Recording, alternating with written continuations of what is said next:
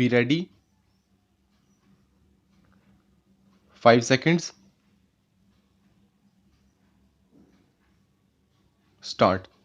5 years ago, this day, almost at this hour, the Constituent Assembly met in this hall to herald India's freedom. That was an event which was unique in world history and which has no parallel in the political annals of any country, ancient or modern. A mighty empire had bowed down to the indomitable will of an unarmed nation whose sole strength lay in the abiding faith of her people, in the power of spirit and of peaceful persuasion.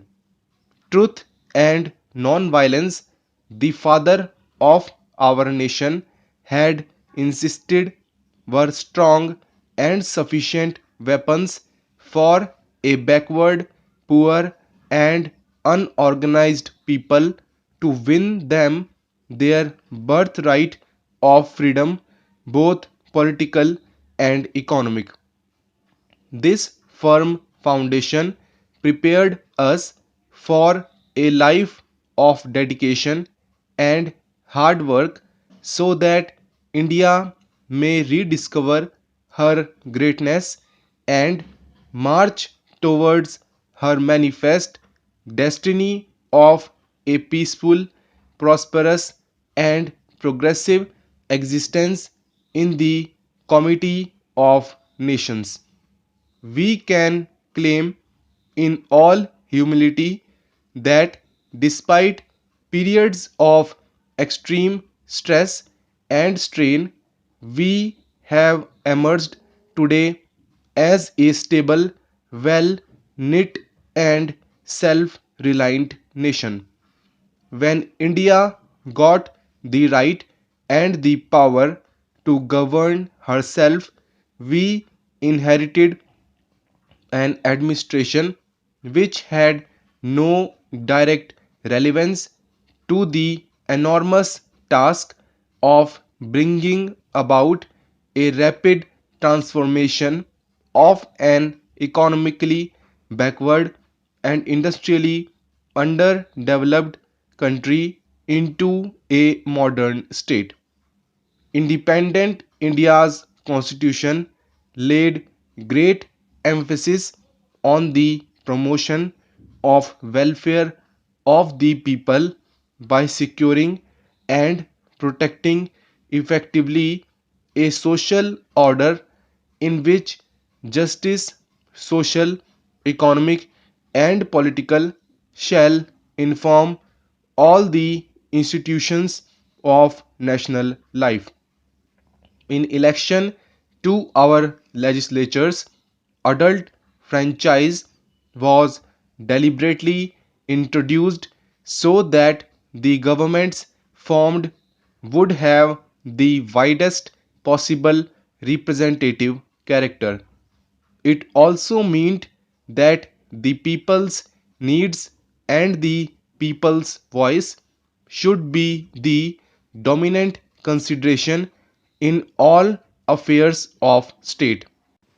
Our parliamentary system provides the necessary means and machinery for a process of orderly change and revolution by general consent.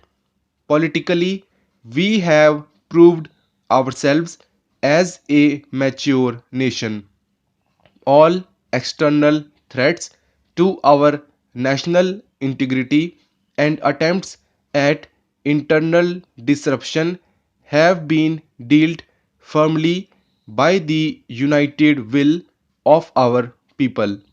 Our strict adherence to the rule of law, the preservation of a judicial system capable of responding to the needs of a changing social order, are manifestors of good government. We have emphasized that considerations of the general welfare should prevail over the rights of individuals. In a country as large as India, with its social diversities and with a growing population, the problems of reconstruction are bound to be colossal, and the needs in the spread of education, growing of sufficient food, provision of housing, or other basic amenities to the people are continuous and ever increasing.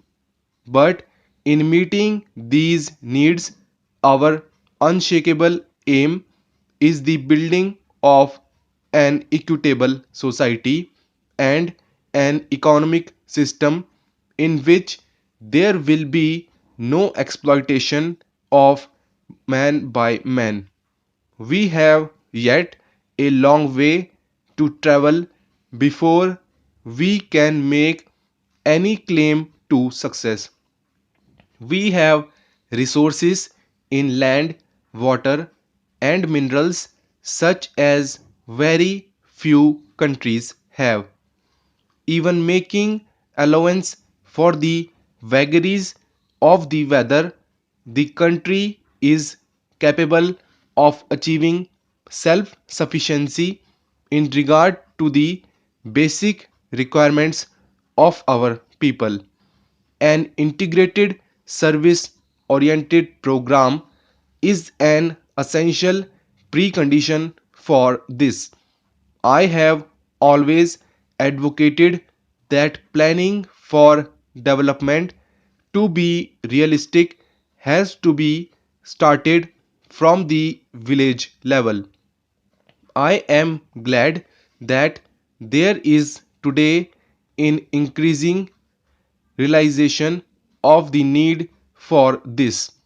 Plans and programs are not intended to be mere assessment charts or arithmetical projections of natural resources. Our commitment to the gigantic but inescapable task of the removal or poverty is a mandate for our people, and it has to be fulfilled in the quickest possible time and in the smoothest possible manner.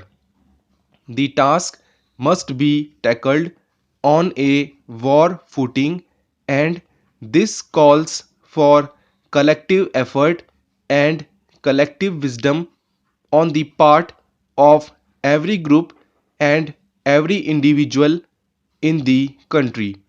The resources of the country, whether at the disposal of the states or at the disposal of the union, are the common assets of the nation. Whether in the matter of sharing interstate water or power, in the equitable distribution of essential commodities including food supplies, or in the distribution of cement and steel for construction activities, to cite only a few examples.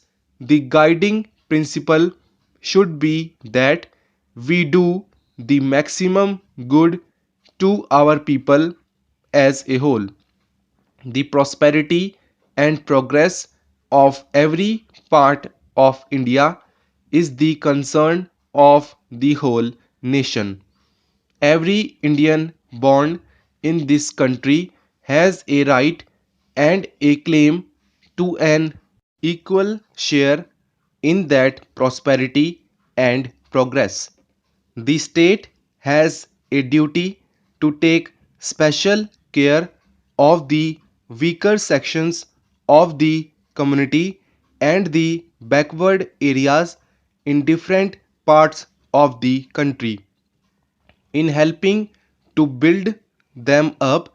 The approach should be a positive program by which they will come up to the level of the rest of community.